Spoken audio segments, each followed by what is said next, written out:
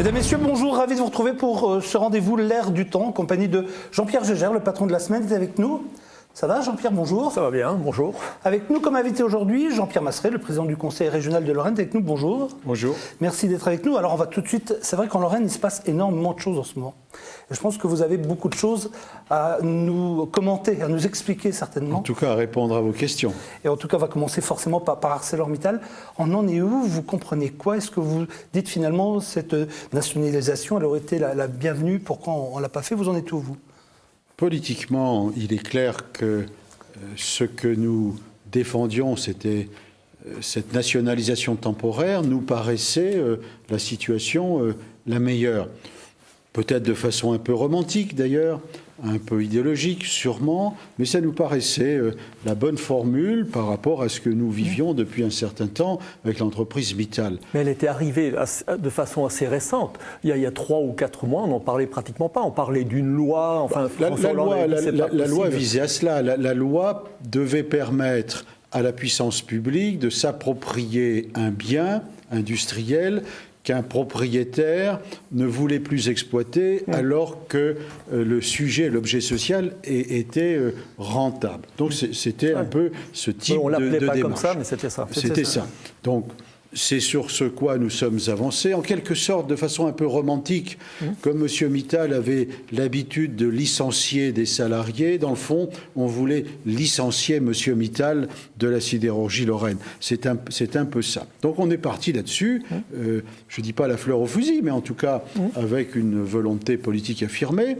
Et puis bon, le gouvernement, par son Premier ministre, nous a amené à une autre réalité. Je veux dire, le réel de Jean-Marc Ayrault n'était pas notre réel. Mais celui qui s'impose aujourd'hui, c'est le réel qui a été décidé par le gouvernement. Donc il faut faire avec. Alors, il s'impose.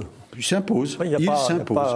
Hier, nous étions reçus par le Premier ministre, mais il était clair que notre visite à Matignon ne pouvait pas aboutir à faire changer d'opinion le Premier ministre qui avait acté sa position vendredi dernier et qui l'avait confirmé devant les organisations syndicales la veille au soir. Donc on était, répondant à une invitation du Premier ministre, écoutant et disant un certain nombre de choses, mais sans penser un instant qu'on allait modifier l'orientation. Michel Liebgott, en sortant, a dit qu'il se sentait, qu'il a l'impression de s'être fait entuber, même si ça reste. En tout cas, c'est une expression qui visait la procédure antérieure, celle qui s'est arrêtée vendredi dernier. Il faut qu'on sorte, je veux dire, de cette situation. Moi, je suis toujours frappé de l'image que la Lorraine donne. La Lorraine qui est toujours sur la défensive. Une Lorraine qui défend, qui ne semble pas prendre en compte les évolutions du monde, qui est toujours dans ses retranchements, je veux dire, dans une forme qui nuit à notre attractivité et nuit à notre image. On doit défendre, et on l'a fait, l'outil sidérurgique. Des choses ont été faites dans ce plan. Il y a du bon et il y a du moins bon, puisque nous, on s'est battu sur les hauts fourneaux. Et les hauts fourneaux ne redémarrent pas. Et il est vraisemblable que les hauts fourneaux, avant longtemps, ne redémarreront pas. Et Ulcos n'est qu'une rupture technologique. Et même si on fait un haut fourneau permettant d'expérimenter la captation de CO2, pour autant, personne ne peut dire que dans quelques années, il y aura un haut fourneau qui produira de la fonte. Toutes choses égales, il sera toujours plus intéressant, peut-être, en bord de mer, quoi. En termes de pollution. Non, mais si la technique était expérimentée ensuite, elle sera applicable partout. Absolument. Ce qui est en cause, c'est une évolution de la technologie. Une rupture technologique que personne ne maîtrise aujourd'hui, d'ailleurs. Que personne ne maîtrise aujourd'hui. C'est la raison pour laquelle on est passé, dans le fond, de Ulcos 1 à Ulcos 2. Lui parlait de problèmes techniques, Mittal, lorsqu'il disait ça. Édouard Martin dit « Arrêtez de nous prendre pour des imbéciles ». C'est ce qu'il a dit ce matin. C'est scientifique. C'est scientifique. Moi, depuis, je veux dire, forcément, depuis une semaine, quand même, j'ai été voir de quoi il retournait. J'en ai discuté, en tout cas, avec les gens du ministère, avec la ministre elle-même et avec les techniciens. On est bien face à une rupture technologique, à un changement technologique. Et personne ne maîtrise aujourd'hui le dispositif. En tout cas, c'est ce qu'il m'est indiqué par les gens de la science et de la technologie. Après, moi, je ne suis qu'un politique. Cette sidérurgie est encore de l'avenir en Lorraine, où il faut vraiment dire, tournons la page et passons à autre chose. Il y a pas, elle existe, il y a quand même 2000 emplois, il y a une filière froide, il y a le packaging, ça c'est encore une réalité. Il y a l'IRSID. Il y a l'IRSID, le centre de recherche. On a presque tout le temps oublié en termes d'image. 9 maisons qui fonctionnent aussi, il y a de la sidérurgie, il y en a en Meuse, il y a des activités qui sont réparties, c'est encore 2000 emplois. 2000 emplois, c'est 2000 emplois. Ah oui. Si on peut défendre ces emplois, faisons-le. C'est ce que nous faisons. Mais nous ne sommes plus dans un stade de penser que 10 000, 15 000, 20 000 emplois dans l'activité sidérurgique sera une réalité. Donc, tenons compte de tout ça et positionnons tous les atouts, tous les potentiels de la Lorraine, et ils sont nombreux, nom d'un chien. Mais ça, c'est ce qu'on attend des politiques. Écoutez, les politiques, ils travaillent, mais les politiques, ce ne sont pas des industriels. Les politiques, ils tracent des chemins, ils appuient les centres de recherche, on appuie l'université, on appuie des projets comme l'exploitation du gaz de houille, en tout cas dans le bassin houillé. C'est des choses-là qu'il faut en effet prendre. Et dans le même temps, vous avez aussi à défendre les outils qui sont là. Et la sidérurgie, c'est quelque chose qui existe, que nous devons défendre sans attendre de l'outil sidérurgique la réponse au champ économique du XXIe siècle. Est-ce que, oui ou non, il y a eu une offre qui était reçue? Parce que, encore ce matin, là, M. Mittal dit non, qu'il n'y avait pas d'offre, aucune offre n'a été reçue. Moi, j'en sais autant que vous sur ce sujet. Donc, je savais qu'il y avait des offres, je connaissais même autour de qui cela se faisait sans que personne, en effet, n'en parle, et il ne fallait pas en parler. Moi, j'avais une offre, je n'ai pas la technique de l'offre, je savais que... Parler de Bernard Sorin, là. Absolument, une proposition était faite. Moi, on ne connaissait ni la technique, ni le périmètre.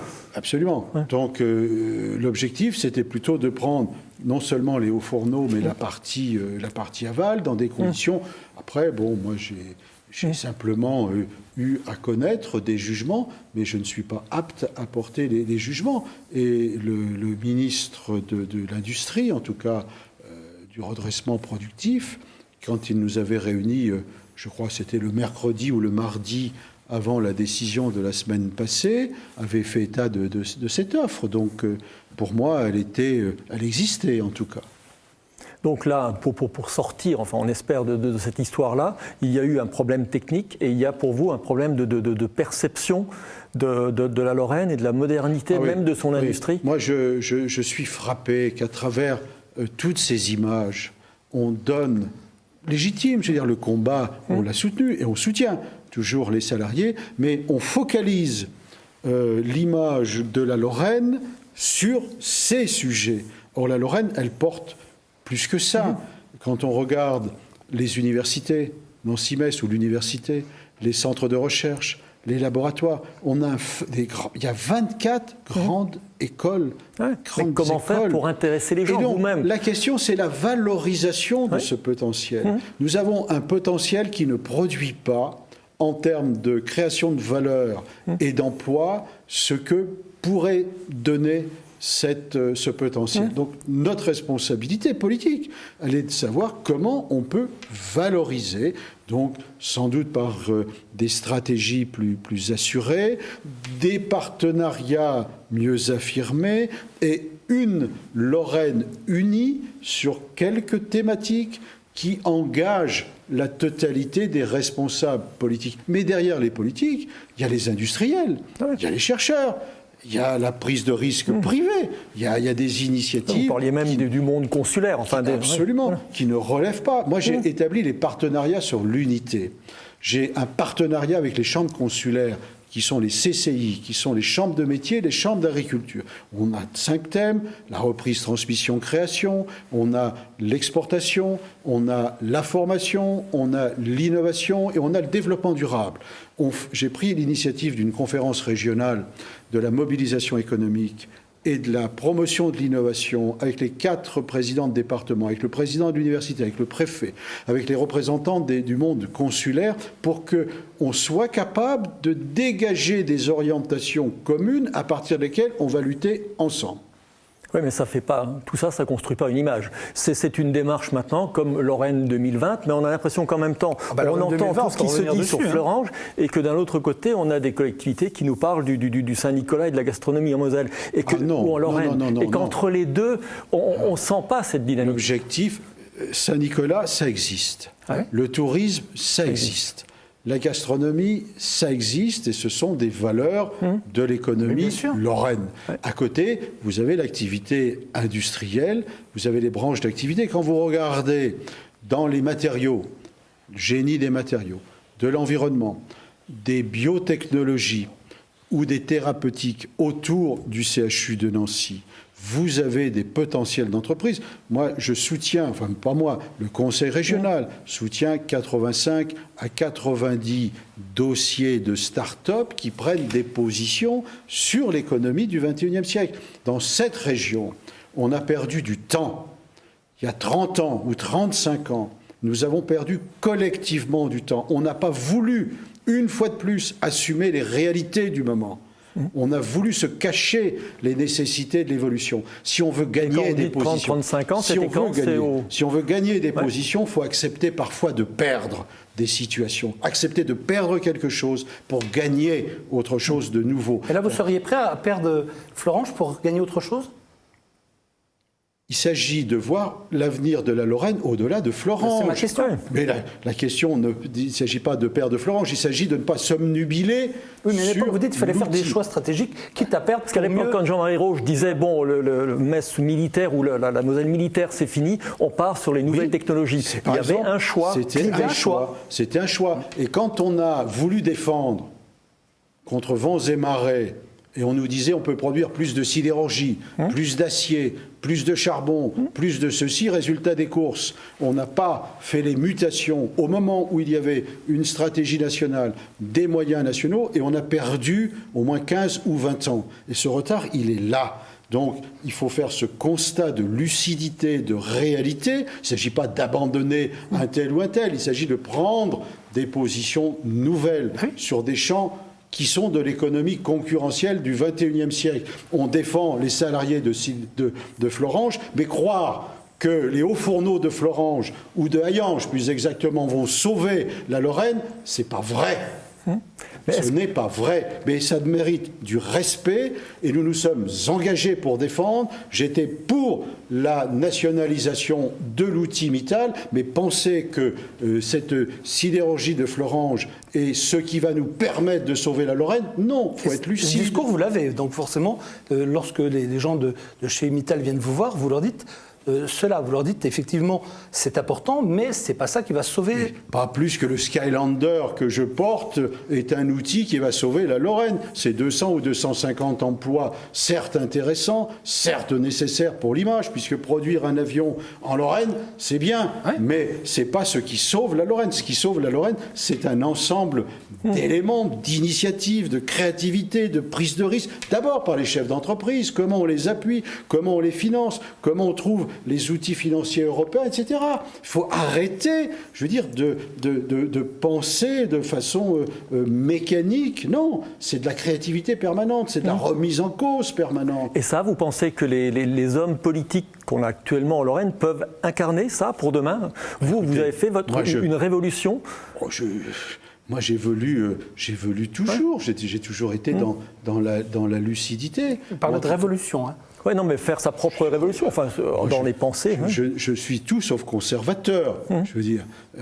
Donc, intellectuellement, idéologiquement. Donc, il faut bouger les lignes. Je sais que maintenant, si dans cet instant-là, sur les quelques années qui sont devant nous, on n'est pas capable d'assumer ces réalités dans le respect de ceux qui existent, dans le respect des agriculteurs, dans le respect des sidérurgistes, dans le respect de Fleuranges, dans l'action qu'on peut partager avec Édouard Martin, mais il faut aussi construire à côté des prises de position de ce qui va être la transition énergétique, le développement durable, tout ce qui fait la richesse de nos centres de recherche et de nos laboratoires de Nancy ou de Metz, Lafayette à Metz, l'Institut... Parlez-nous de cette plateforme dont vous parlez, du commissariat à l'énergie atomique, qui pourrait peut-être un jour s'installer en Lorraine. Vous l'avez évoqué.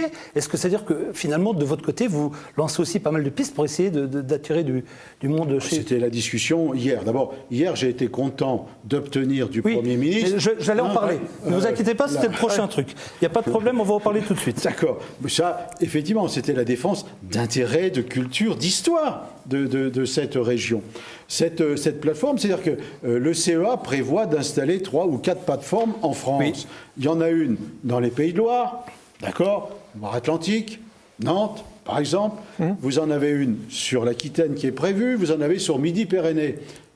Qu'est-ce que je dis hier au Premier ministre et à la ministre ? Il y en a chez tous les grands-ducs, autant qu'il y en ait en Lorraine. Écoutez, on est quand même en difficulté. Le mieux et le bien serait quand même qu'on puisse bénéficier d'une plateforme. La réponse de la ministre est dit oui. Ah, bon, le Premier ministre dit, en effet, ça serait quand même un peu juste. Oui. Donc voilà, nous on pose un jalon, il appartient maintenant, avec Jean-Yves Le Déaut notamment, qui est forcément pas mal placé dans cette démarche, d'obtenir une réponse constructive. C'est-à-dire, ce qu'on a discuté hier, au-delà des sentiments qu'on a pu exprimer, c'est certes des décisions ont été prises, mais la vie, elle continue pour l'ensemble des Lorrains. Comment on obtient des partenariats, des partages. Moi, j'ai proposé une approche globale de la problématique industrielle lorraine, et j'ai indiqué que je souhaitais le faire avec le préfet, mais avec mes partenaires des collectivités territoriales, c'est-à-dire les départements, de telle sorte que on n'a rien à attendre du haut, je veux dire. C'est pas comme ça que ça va se passer. Si on ne produit pas des projets, si on ne produit pas des propositions, des initiatives, sollicitant éventuellement l'appui. Vous dites maintenant que la gauche est au pouvoir, comme la droite, vous n'attendez rien d'en haut. C'est-à-dire qu'à coup de pouce, à coup de main, c'est quand même la même famille maintenant. C'est beaucoup plus... Mais c'est pas comme ça. Heureusement que ça se passe, d'ailleurs. Si, c'est comme ça que ça se passe. Mais non, c'est pas comme ça que ça se passe. C'est méchamment compliqué, la vie, aujourd'hui. On n'est pas dans une crise. Il faut arrêter. On est dans une organisation nouvelle du monde.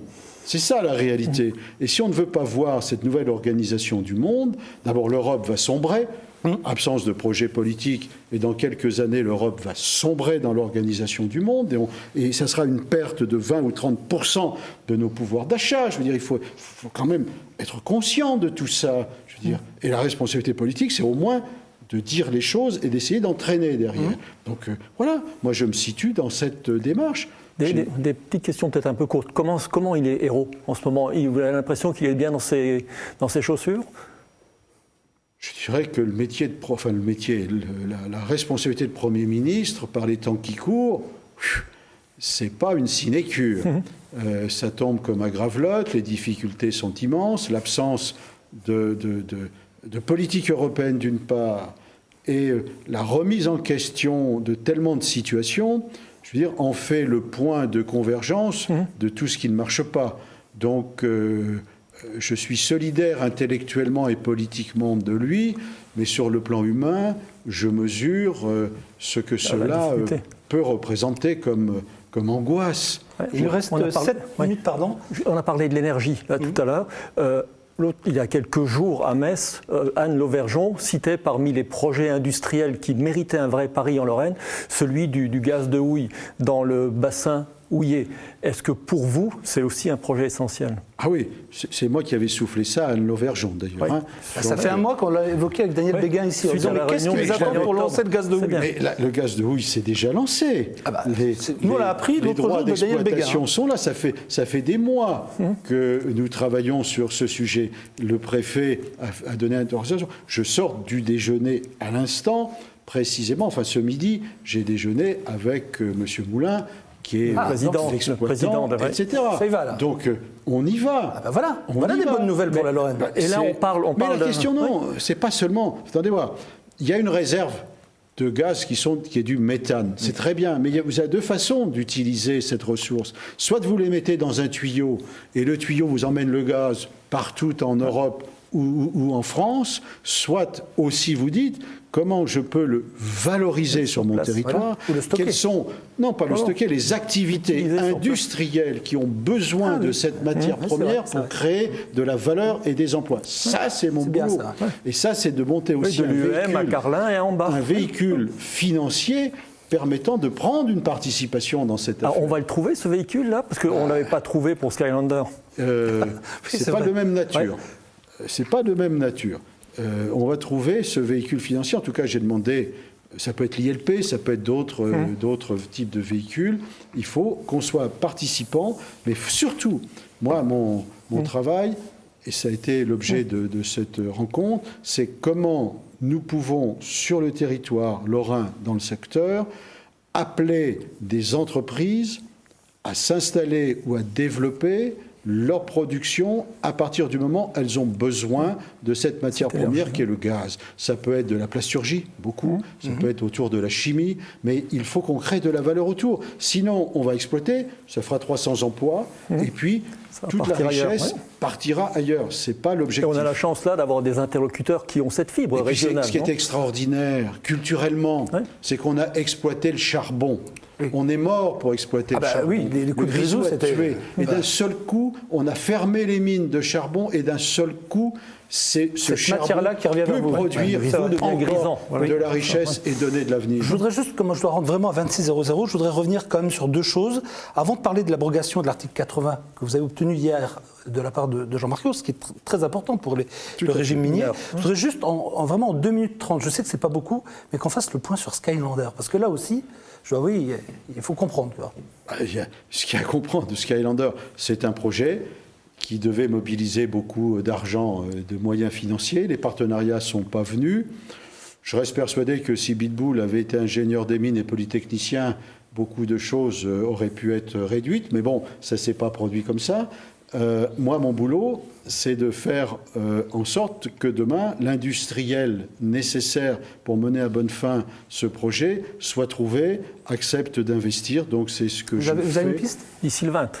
C'est ce que je fais d'ici le 20 décembre. J'ai rencontré hier le patron d'IAI, qui est l'entreprise industrielle aéronautique de l'État d'Israël, qui paraît intéressé, mais il faut discuter avec le gouvernement, qui est informé. Il y a des tas de choses qui doivent être encore levées. Moi, j'essaie de faire mon boulot là où sont mes responsabilités. Je ne peux pas aujourd'hui garantir que ça va marcher, mais en tout cas, j'agis pour qu'il en soit ainsi. Comme je dis, la messe n'est pas dite encore. Alors, il nous reste 3 minutes. L'abrogation de l'article 80 du décret donc, du 30 août 2011 qui marquait la fin du régime minier, vous avez réussi donc à l'obtenir hier de la part du Premier ministre. C'était le bon moment. C'était le bon moment. C'était le bon moment. C'est une bonne chose, cela dit. C'est une excellente chose. C'est-à-dire que l'article 80 prévoyait la fin du régime minier à la date du 31 décembre 2013. J'ai dit au Premier ministre, c'est pas possible. Donc, il faut abroger cet article 80. Immédiatement, il a dit oui. Et à partir de là, nous rentrons en discussion avec ces partenaires sociaux, à la fois pour la gestion de l'organisation de gestion, sur le statut du personnel et sur l'offre de soins dans le bassin houiller. Donc c'est plutôt une bonne nouvelle qui permet l'ouverture de discussions. Pour autant, ça ne sera pas facile. Mais au moins, on a la traduction de l'engagement du président de la République et de l'engagement de Ayrault pris le 11 juin à Saint-Avold, d'ailleurs, entre les 2 tours des élections législatives. Oui, il était venu sur ce plateau en parler. Donc c'est clair, j'ai rappelé ses engagements et immédiatement il m'a dit d'accord, je le fais. Donc maintenant on va se mettre au travail avec les acteurs locaux. Comment ça va au Conseil régional avec vos collègues élus, les autres ? Ça va bien ? Je suis le président du Conseil régional, je suis président jusqu'en 2015. Je tiens la barre, je dirige la maison, et si tout va bien, je verrai la suite. Ok. Comment ça va avec le personnel du Conseil régional ? Écoutez, les relations avec le personnel sont gérées par Roger Tirlicien, qui est un homme qui a toute ma confiance. Je pense que ça passe bien.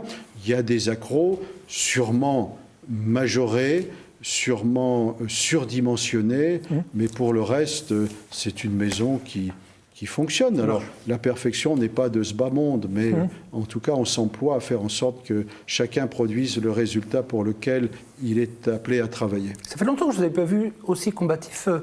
Vous êtes en train de préparer quelque chose, non? Vous allez vous représenter en 2000... En 2050, non? Oui, non, c'est pas ça que je veux dire. Mais vous avez bien compris ce que je voulais dire. Vous êtes prêt? Je fais mon travail, bien sûr que je suis prêt. Je fais mon travail. En face de vous, vous aimeriez avoir qui, finalement? Pardon? En face de vous, à cette élection régionale, vous aimeriez combattre qui? En 30 secondes, il y en aura beaucoup.